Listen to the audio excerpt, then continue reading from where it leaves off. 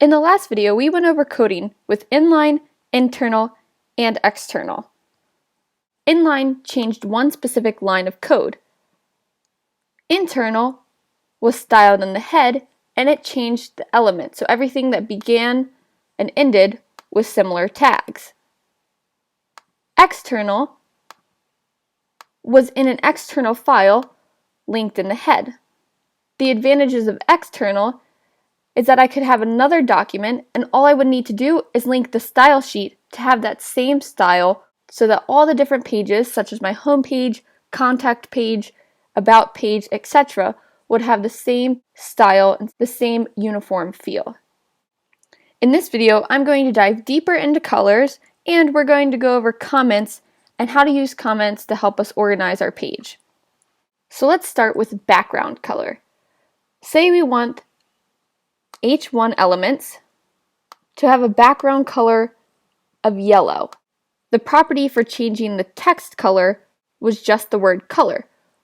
To change the background color, it is going to be background dash color. That is our property, colon, and then the value. The value for the background, we're going to use yellow, since that's a predefined color. Don't forget your semicolon at the end. Now, this is part of the declaration, so it has to be inside of these brackets. Save the file, refresh, and you will see that since this sheet is linked to the page, that the background color of H1 is yellow. Now, personally, I think this is a lot to read in one line, so I like to space this out using white space. And white space doesn't affect how the code appears in the body, so I'm going to hit enter and make my different properties like a list. And then put the bracket at the end so I can clearly see my selector H1 and the declaration. So each line, for me, represents a different property and value.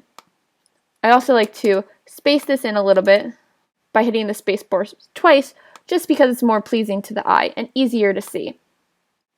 Same with up here, I like to add white space in my document. So I like my head and body to be separated so that I can see where they start and where they end. And adding those white spaces is just my preference. There are many different ways that you as a programmer can use white space to help you organize your page. Do not feel the need to follow me directly when I add white space. You can customize that to your liking. And speaking of customizing, let's talk about these colors. We have the predefined colors such as red, yellow, green, blue, and purple, which we've already used. But in all honesty, these colors don't go well and don't make a website that's pleasing to the viewer's eyes. So I'm going to show you a trick or a helpful tool that I use in selecting my colors for a website. Go ahead and open up a new tab in your internet browser and type colors.co, and I'll put a link in the description. This is a very simple color generator, so go ahead and start the generator. It'll pick out 5 different colors that go together and complement each other well.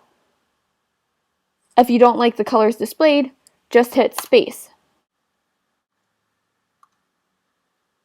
I really like this palette of colors here. And how exactly are these colors defined? As opposed to terms red and yellow, they're defined using hex values, which is a combination of red, green, and blue values.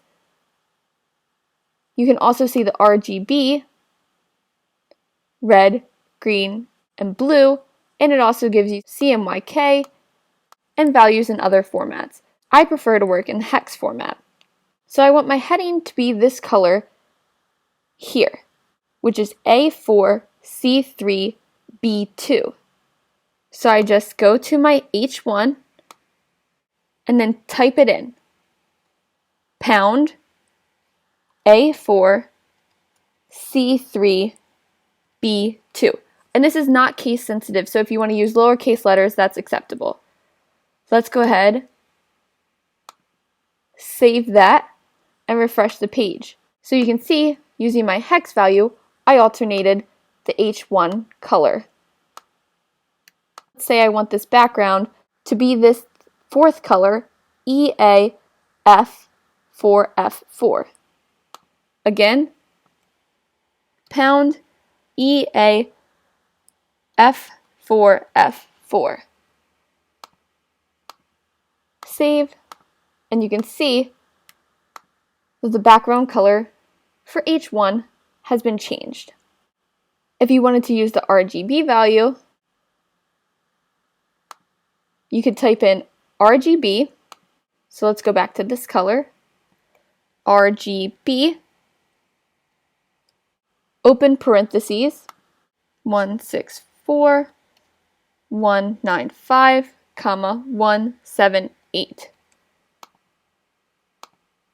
Let's go ahead and save and refresh, and you can see that there's no change in color because this RGB produces the same exact value that we had in the hex. What I like to do is add all the color palettes into my style sheet so that I don't forget them and I don't lose them. But I don't want to actually use each of these colors yet. So how I can do that is to write a comment. So up at the top, a comment is written with a / and then a star. A comment is ended by a star and a /. And what a comment does is anything that's written between /* and star / is not going to be read in the code. So that's for you as the programmer or somebody looking at your code to see in words what you're doing at a particular step or the notes that you've provided. So I'm going to start with my darkest color, and I'm just going to call that sea green. And then I'm going to write the hex value. And I'm going to do this for all the different colors.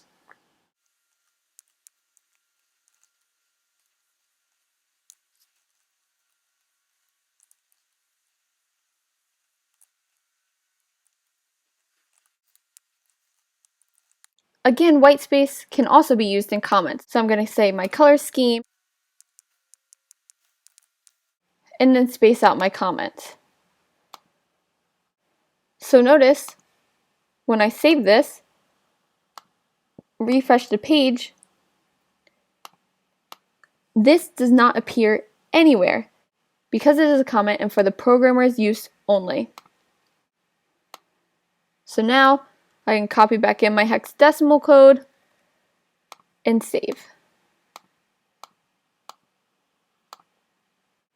And this was just a quick introduction to styling with color, writing a comment, and organizing your documents and style sheets.